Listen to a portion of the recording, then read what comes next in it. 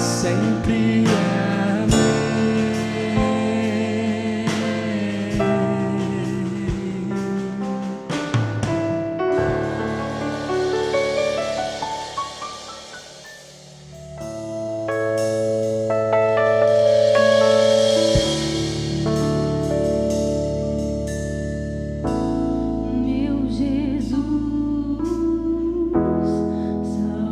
Salvador, ao trono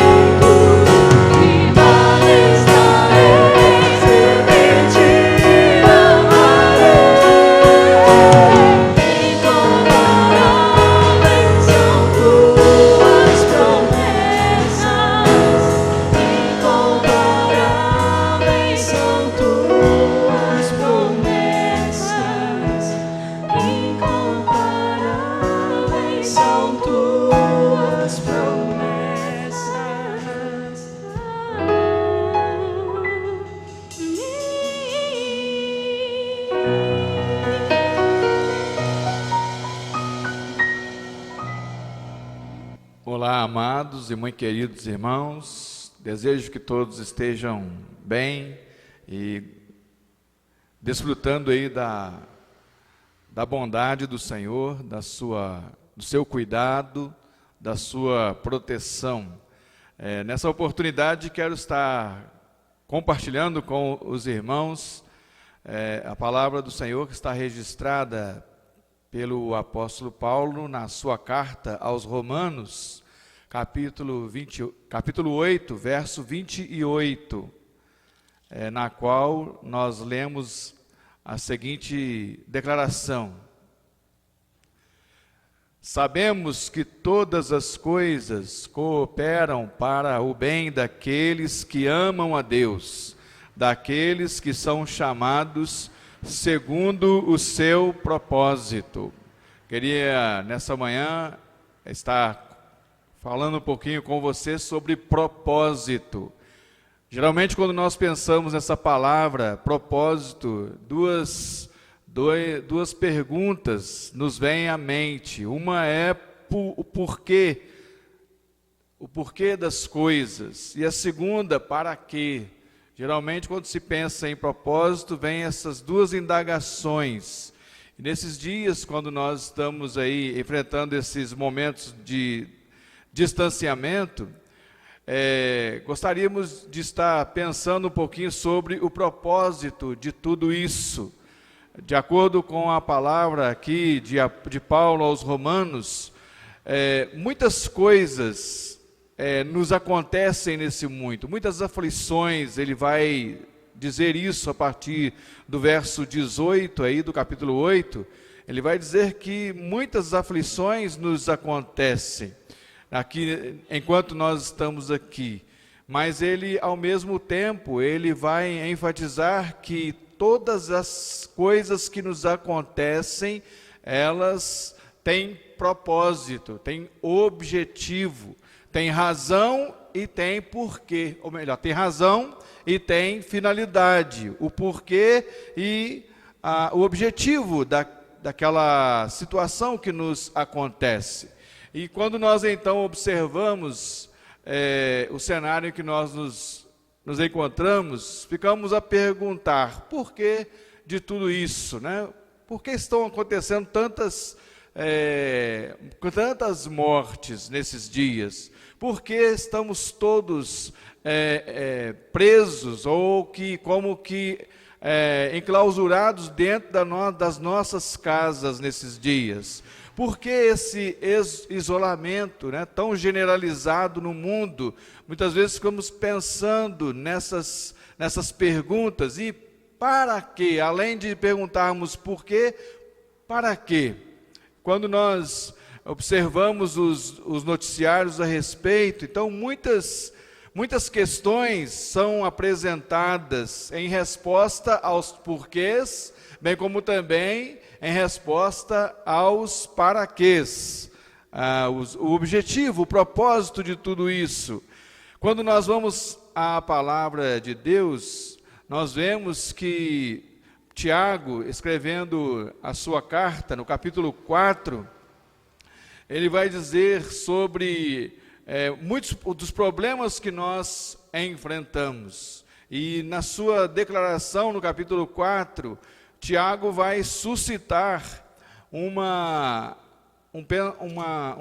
pensamento que por toda a Escritura nós também encontramos, que tudo aquilo que nos acontece, a razão final, a razão principal, a causa disso tudo, são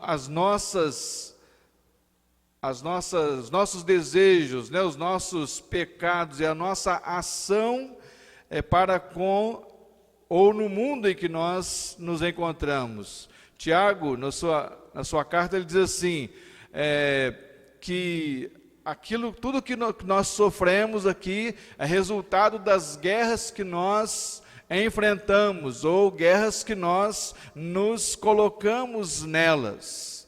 E quando nós observamos no que está acontecendo no cenário mundial, uma das respostas que as pessoas apresentam é uma grande medição de força entre países. E dizem que a medição, de um lado, se mede um determinado tipo de força, alguém está querendo provar a sua força, alguém está querendo provar o quanto é poderoso nessa situação e tem, por conta disso, disseminado um pânico, disseminado uma histeria, disseminado uma propaganda exacerbada, utilizando-se de um problema real. Sim, enfrentamos um problema real, mas muitas pessoas, né, e aí, diga de passagem, há quem diga que há países, né, que estão como que juntos no propósito de estarem mostrando o seu poderio nesse mundo. Países que, segundo alguns, estão ganhando com isso. Parece difícil nós acreditarmos nisso, né? Será que alguém estaria ganhando com uma situação dessa, né? Contudo, Tiago diz que nós somos maus, e as guerras que nós nos embrenhamos nelas, elas são causa, né? São causa dos problemas que nós enfrentamos. Na sua carta ele diz: de onde procedem guerras e contendas que há entre vós? De onde? Senão dos prazeres que militam na vossa carne. Cobiçais e nada tendes, matais e invejais, e nada podeis obter. Viveis a lutar e a fazer guerras. Nada tendes, porque não pedis. Pedis e não recebeis, porque pedis mal, para esbanjardes em vossos prazeres. Infiéis, não compreendeis que a amizade do mundo é inimiga de Deus? Aquele, pois, que quiser ser amigo do mundo, constitui-se inimigo de Deus. Tiago diz que uma das razões pelas quais nós enfrentamos problemas nesse mundo são as guerras que nós estabelecemos uns com os outros. E isso acontece, como nós já em outra ocasião já dissemos, acontece às vezes dentro da nossa própria casa. É um cônjuge que não se entende com o outro, é um filho que não se entende com os pais e fica medindo forças. É um grupo, um grupo de alunos numa determinada escola a resistir à liderança da escola ou do professor, e assim vai. Tantas e tantas situações que nós verificamos que são, muitas das vezes, vão ocasionar os problemas que nós enfrentamos. Nesses dias, uma das situações que nós verificamos, né, é que muitas pessoas, né, quando a gente pensa no que está acontecendo, nós pensamos, por que de tantas, o porquê de fechar as escolas, o porquê de se fechar uma cidade, o porquê de impedir que os trabalhadores estejam trabalhando, e para que tudo isso, né? Então muitos também se perguntam assim, para que toda essa paralisação? Há lugares que não tem sequer um infectado, ou quando muito tem um, e mesmo assim a cidade está totalmente parada, tudo vazio, as pessoas não circulam, estão dentro das suas casas, com medo de um inimigo que eles não podem contra ele, que é algo invisível, algo que está no ar e que eu e você não podemos conter ele, mas as pessoas estão lá, mesmo assim. Então o que está acontecendo? O que pode estar acontecendo, né? Por que disso? E para que tudo isso? Por que tantos leitos disponibilizados, quando muitas vezes observamos em lugares que nenhum foi utilizado? Então, que medo é esse? Que pavor é esse? Na semana passada estivemos compartilhando sobre que o medo, como diz João, ele traz tormento, ele traz aflição, ele traz angústia, ele traz desequilíbrio e ações impensadas, irrefletidas, precipitadas. Será que nós estamos envolvidos nesse medo? Bom, se estamos ou não, uma coisa é fato: a propaganda conseguiu apavorar a maioria da população mundial. E isso, precisamos pensar sobre isso. O apóstolo Paulo, aqui em Romanos, ele diz que muitos problemas adviriam à humanidade. Ele diz que a criação toda geme, e a criação geme justamente por causa daquele que sujeitou a criação.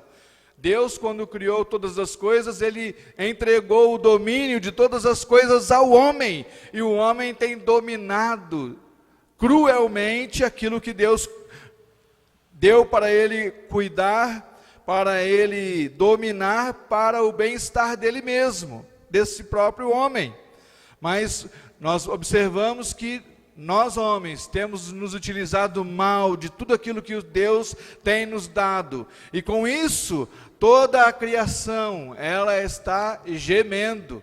Nós vemos aí a quantidade, só no Brasil esse ano, nós vimos aí como foi terrível a catástrofe em virtude das chuvas. Será é a chuva que é o problema? Não, o problema, nós arrumamos os problemas, nós criamos os problemas. E a chuva vem e mostra, as enchentes vêm e mostram os problemas que nós mesmos procuramos, nós mesmos os praticamos, preparamos como que uma situação, e aí de repente estamos todos naquela aflição, naquela calamidade essa que nós mesmos provocamos. A Bíblia diz que quando Adão pecou, Deus disse a ele: olha, Adão, a terra foi amaldiçoada por sua causa. E de maneiras que uma das grandes razões, um grande porquê de tudo isso, são os nossos pecados, os nossos erros, as nossas ambições, os nossos desejos, a nossa tirania, a nossa vontade de brigar, de querer mostrar que eu tenho mais domínio, eu agora tenho mais mercado comigo, eu agora estou dominando, agora vou dominar o mercado da tecnologia, mas também vou dominar agora o mercado da carne, o mercado da soja, e o mercado do milho, e assim por diante. Tantas situações que nós vemos acontecendo, que nós precisamos parar, prestar atenção, e perceber o que pode estar por detrás de toda essa pandemia a qual nós enfrentamos nesses dias.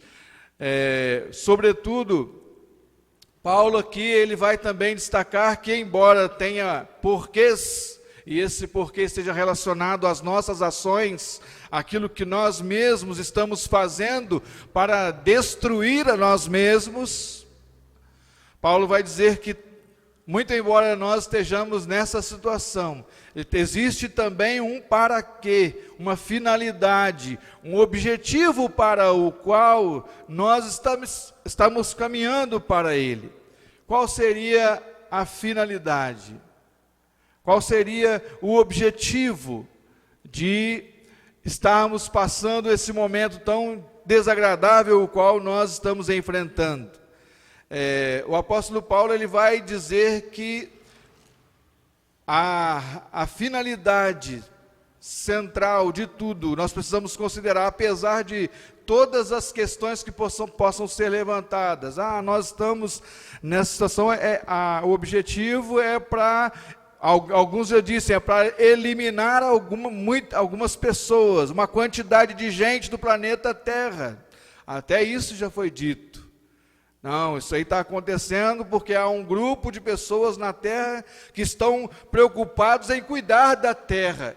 E segundo eles, nós temos muitas pessoas na terra e muitas pessoas precisam então ser eliminadas.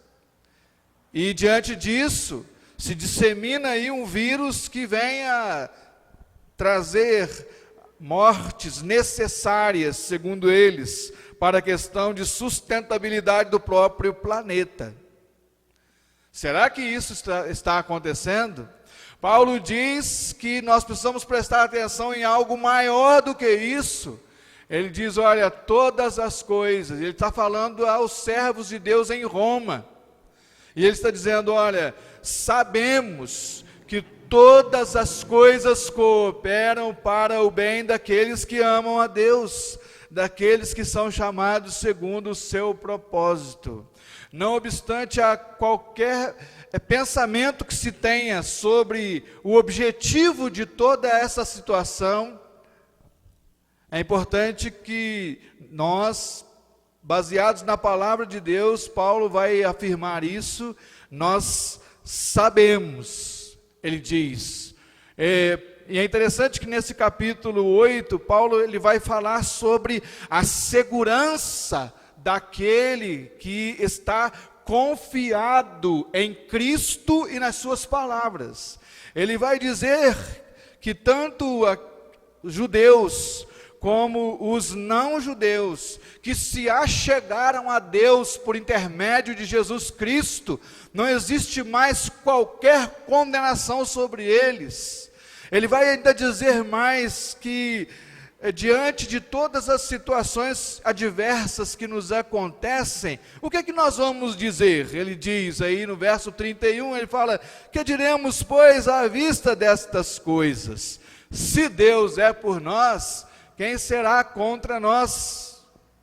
Ele diz, olha, aquele que não poupou o seu próprio filho, antes por todos nós o entregou, porventura não nos dará graciosamente com ele todas as coisas?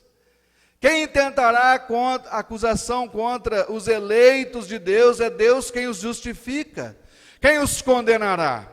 É Cristo Jesus quem morreu, ou antes quem ressuscitou, o qual está à direita de Deus e também intercede por nós. Quem nos separará do amor de Cristo? A tribulação? A angústia? A perseguição? A fome? A nudez? O perigo? Ou a espada? Como está escrito, Paulo se refere aqui, se não me engano, ao Salmo 44, ele diz, olha, por amor de ti, somos entregues à morte o dia todo, fomos considerados como ovelhas para o matadouro. Em todas estas coisas, porém, somos mais que vencedores por meio daquele que nos amou. Paulo vai citar vai dar essas palavras aos irmãos ali em Roma, falando sobre a segurança que temos do amor de Deus, esse amor que Deus ele está demonstrando por você agora. Talvez você esteja com medo, talvez você esteja trancado na sua casa, com medo de sair para dar uma caminhada ao sol, quando os próprios médicos dizem que isso é saudável, mas talvez você esteja com medo, vou passar por alguém, ele vai estar contaminado e eu posso me contaminar, e de repente você perde a oportunidade de estar fortalecendo o seu sistema imunológico, porque você está com medo. E Paulo diz, olha, você esse medo ele é inconsistente, uma vez que você agora, a sua vida é guardada por Deus, e tudo aquilo que acontece a você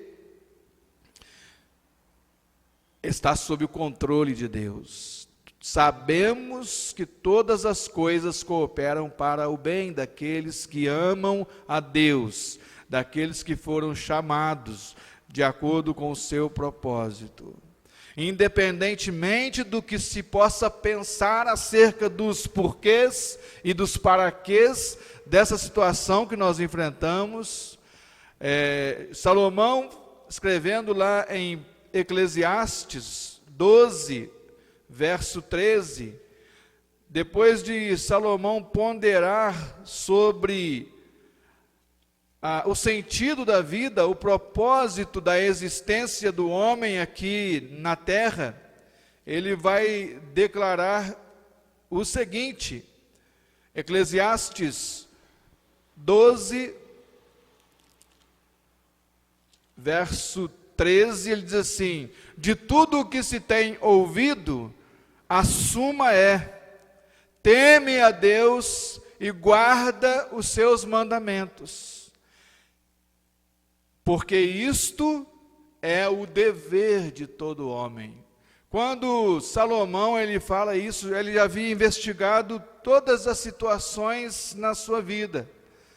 E às vezes nós ficamos pensando, né? E ele arrasou sobre a importância das festas, sobre a importância da alegria, sobre a importância do trabalho, sobre a importância dos estudos, sobre a importância de tudo aquilo que nós consideramos importante. Salomão, ele arrazoou e ele escreve isso no seu livro de Eclesiastes.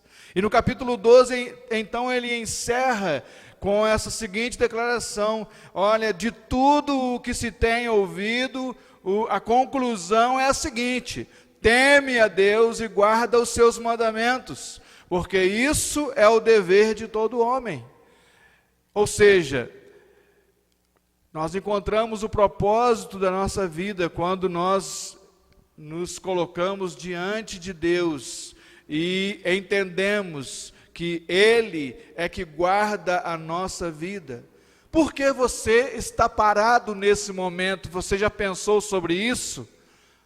Talvez você esteja pensando como muitos: vou aproveitar para me aproximar mais da minha família, cuidar mais dos meus filhos, cuidar mais, organizar o meu trabalho que estava um pouco atrasado, organizar os meus estudos que também tinha coisas que estava precisando colocar em dia.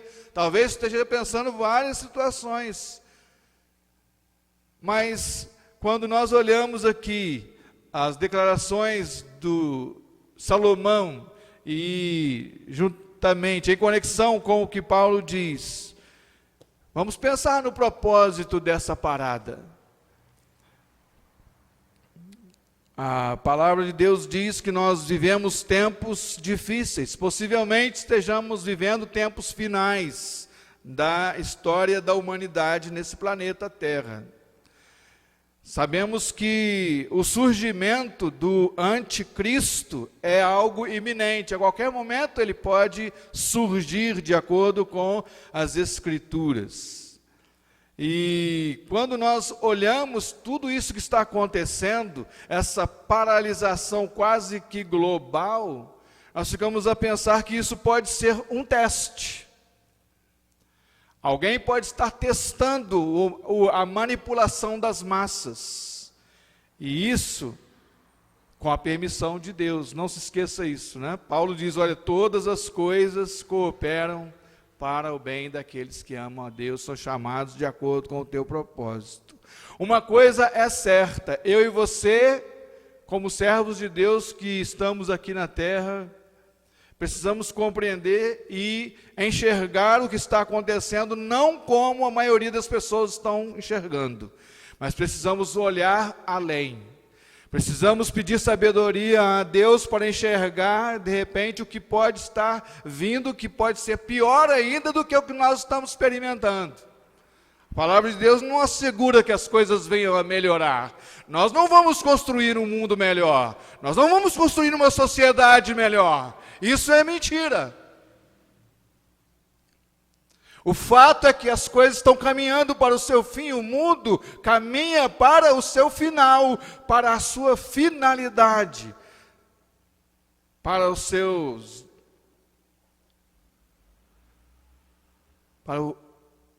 derrocada final. Nós podemos considerar isso. E aí eu pergunto a você que está nesse momento, parado, como você está enxergando tudo isso? Convido você a pensar no propósito de Deus para a sua vida. confiar a Ele o seu futuro, saber que você está nas mãos dEle, a sua vida está guardada por Ele, é Ele quem protege você, não são as suas medidas de proteção que garantem a sua segurança, mas sim o Senhor que está sobre você, que está no controle de todas as coisas. Nós não podemos perder isso de vista. Precisamos considerar que a nossa vida está nas mãos do nosso Deus, que manifestou o seu amor de forma completa na pessoa e obra do nosso Senhor e Salvador Jesus Cristo. Deus abençoe você, que você encontre o propósito de Deus nesses dias, né? Não preocupado com o que os pensamentos que se ventilam por aí, mas procurando na palavra de Deus. Poxa, Deus está permitindo isso para o meu bem. Talvez eu não estou entendendo qual é o bem. Fala com Ele. Senhor, eu não compreendo qual é o bem de tudo isso, mas o Senhor, tua palavra diz que o Senhor tem um bem para mim nessa situação que está acontecendo comigo e no mundo inteiro. Me mostra qual é esse bem e me ajuda, Senhor, a viver aqui de acordo com o propósito para o qual o Senhor me chamou. A palavra do Senhor diz que cada um de nós, como discípulos de Jesus, fomos chamados mediante o propósito que Deus estabeleceu em Cristo para cada um de nós.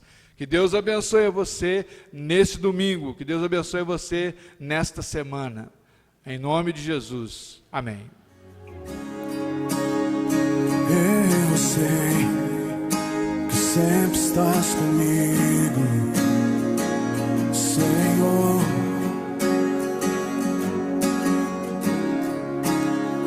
Também sei que nada acontece sem a tua vontade. Oh, oh. Mas preciso aprender a confiar em ti, mas preciso